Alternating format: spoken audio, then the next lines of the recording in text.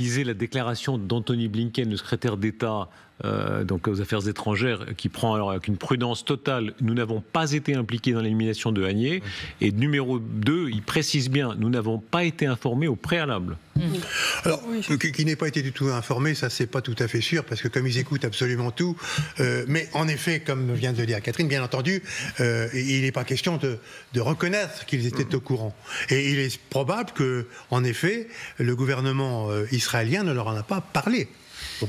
Mais enfin, il n'est pas impossible qu'ils aient eu quand même vent de la chose et ils ne l'ont pas empêché. Rappelez, pardon de vous interrompre, mais que Haniyeh est un interlocuteur courant, notamment des Américains, bien sûr, des Israéliens, des Américains, des Français, William de tout le monde. Le chef de la CIA. Le monde entier parle. Donc, quand on tue un de vos interlocuteurs réguliers, qui est une courroie de discussion avec le Hamas, c'est pas commode, oui, en effet. Et en plus, Blinken a ajouté à sa déclaration qu'il fallait absolument que la négociation sur la libération des otages et sur l'instauration d'une trêve continue.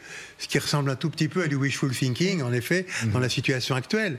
Mais en effet, Blinken a pris cette ligne en disant c'est ça la chose importante. Donc il faut que ceux qui vont se mettre à la place de Haniyeh comprennent qu'il est de leur intérêt de poursuivre cette négociation et de rechercher une trêve qui est dans l'intérêt probablement du Hamas et par conséquent d'aboutir à la libération des otages s'ils sont encore vivants. Vous êtes avec nous, Frédéric Ancel, vous êtes docteur en géopolitique, vous signez ce livre très important que je recommande vivement, Les Voies de la puissance, c'est chez Odile Jacob. Merci beaucoup d'être là, Frédéric Ancel. Pourquoi maintenant? Depuis le début de l'émission, on rappelle toutes les ambiguïtés des Occidentaux, eux aussi parlaient à Haniyeh, avaient besoin parfois d'Haniyeh pour passer un certain nombre de messages. Cette fois-ci, les Israéliens se sont dit c'est le moment, on le tue. Pourquoi maintenant ? Je ne suis pas certain que ce soit que ce soit aussi comment dirais-je prosaïque pour réaliser une telle opération militaire, tactique, technique, logistique, vraisemblablement d'ailleurs avec des complicités locales, et ce ne serait pas la première fois, eh bien, il faut une conjonction de facteurs qui n'apparaît, ce qu'on appelle chez les stratégistes une fenêtre d'opportunité, qui n'apparaît pas tous les jours. Or, moi je me souviens, le jour du massacre du 7 octobre, Yoav Gallant, donc le ministre de la Défense israélien, dire, je le cite de mémoire, mais enfin mot pour mot, dorénavant, tout membre du Hamas est un homme mort.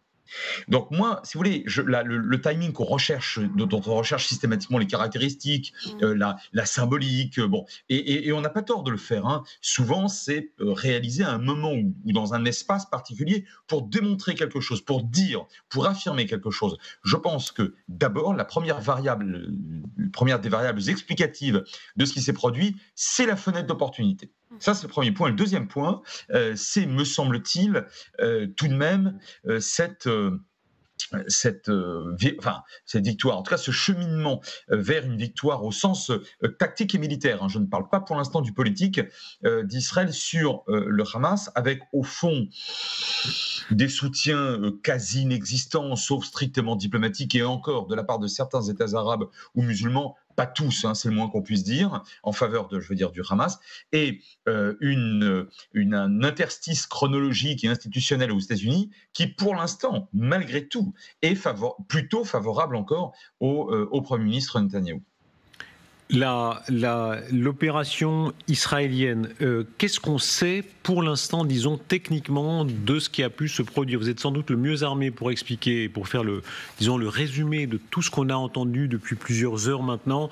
Il faut dire ce qu'il y a, les Iraniens ne donnent aucune version. Et les Israéliens ne se pressent pas évidemment pour dire de quelle façon ils ont procédé. Et on n'a pas d'image de l'immeuble tel qu'il a été touché. On le sait lequel c'est, on sait à quel endroit il se trouve, il est vraiment isolé avec des jardins autour. Il y a deux options. Ma favorite, ce serait que des avions de chasse, des F-35 furtifs, aient traversé, de la même manière qu'ils ont été frappés jusque sur les Houthis sans être interceptés.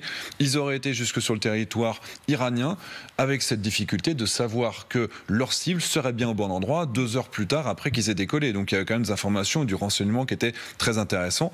Traverser l'Irak, la Syrie, etc., malgré la défense aérienne qui est locale, et ensuite aller en Iran pour lancer un missile de croisière. Partir d'Azerbaïdjan, de la base qu'ils ont, les Israéliens, là-bas? Ça impliquerait un autre pays, je pense que c'est risqué pour l'Azerbaïdjan, mais pourquoi pas, c'est toujours une possibilité. Maintenant, quand on a ce type d'appareil-là, qu'on traverse 500 km ou 1500 km, c'est vrai que ça change finalement plus grand-chose. C'est la capacité de faire. Le délai est plus court. C'est vrai, en termes de délai, oui. Mais après, délivrer un missile de croisière, un missile qui va aller à une centaine de kilomètres, finalement, ils peuvent le faire une fois qu'ils sont sur le territoire. La deuxième option, c'est d'avoir une opération sur le sol iranien avec des missiles, parce que les Iraniens, maintenant, en tout cas les blogueurs, parlent de missile Spike. Le missile Spike, c'est un missile anti-char, qu'on a vu également sur d'autres fronts, qui vont aller soit la version aéroportée qui va tirer à une vingtaine de kilomètres de distance, soit quand ils sont tirés depuis le sol à moins de 10 km. Donc il faudrait qu'à 8-10 km autour, il y ait un commando, donc on est vraiment encore dans la banlieue de Téhéran, qui soit capable de tirer sans se faire repérer, sans que ça fasse de bruit au moment du tir, avec une désignation laser pour être capable de taper juste dans la chambre dans laquelle se trouve Agnier. C'est super compliqué. Moi, je pars plutôt sur l'idée de l'avion de chasse et du missile à longue portée, mais aujourd'hui, on n'a pas encore de réponse. Écoutez la dernière déclaration d'Agnier, de sa vie sans doute. Il était à la télévision iranienne, on rappelle qu'il était l'hôte des Iraniens, et il fait référence au combat de sa vie, qui est le combat contre Israël, destination Jérusalem. C'est un sentiment de fierté et d'honneur de nous déplacer d'une civilisation à une autre, d'un pays à un autre, dont le cœur bat pour Jérusalem, qui est au cœur du conflit contre le projet sioniste. Les pays et les peuples musulmans regardent Jérusalem comme sa première destination. Frédéric Ancel, que représentait Agnier exactement? On voit, il y a eu parfois des débats, y compris sur ce plateau, sur est-ce qu'il était relativement plus modéré que d'autres dans le mouvement Hamas? Non, je n'y crois absolument pas. Moi, je pense qu'il y avait deux statuts différents. Je veux dire par là qu'il y a une tête politique et une tête militaire au Hamas. C'est vrai d'ailleurs pour beaucoup d'autres groupes revendicatifs tout au long du XXe siècle. Et je vous épargne les siècles précédents. Bon, alors évidemment, le statut est différent puisque Agnier était logé très luxueusement d'ailleurs à Doha au Qatar, et après avoir été logé moins luxueusement à Damas.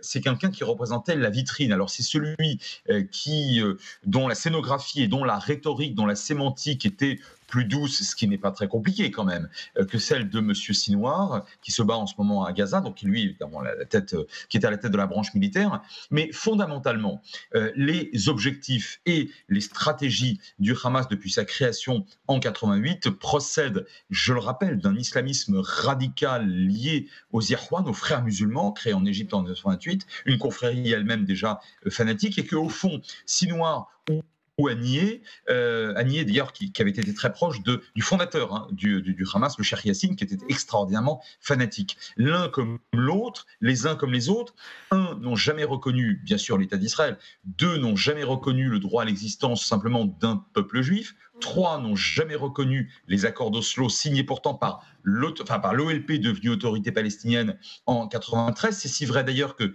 Yasser Arafat, le chef, le leader historique de l'OLP devenue autorité palestinienne, qualifiait régulièrement le Hamas de terroriste. Et enfin, Agnier comme Sinwar a toujours fait preuve d'une extraordinaire cruauté vis-à-vis des civils lorsqu'il y avait possibilité de mener des attaques de type militaire, et on l'a encore vu le 7 octobre dernier. Donc moi je suis de ceux qui considèrent qu'il faut rappeler ce qu'a dit non pas Benyamin Netanyahou, mais le président de la Cour pénale internationale, le procureur de la Cour pénale internationale il y a quelques mois, lorsqu'il a stigmatisé le Premier ministre israélien, le ministre israélien de la Défense, comme ayant potentiellement perpétré des crimes contre l'humanité, mais aussi Sinwar, et tiens donc, Agnier, comme si la branche politique et la branche militaire du Hamas en réalité ne faisaient fondamentalement qu'une seule. Frédéric Ancel, merci beaucoup. Je recommande votre livre « Les voies de la puissance » chez Odile Jacob. Quelle sera maintenant la réaction de la part de l'Iran? Rappelons la situation qui paraît tellement frappante.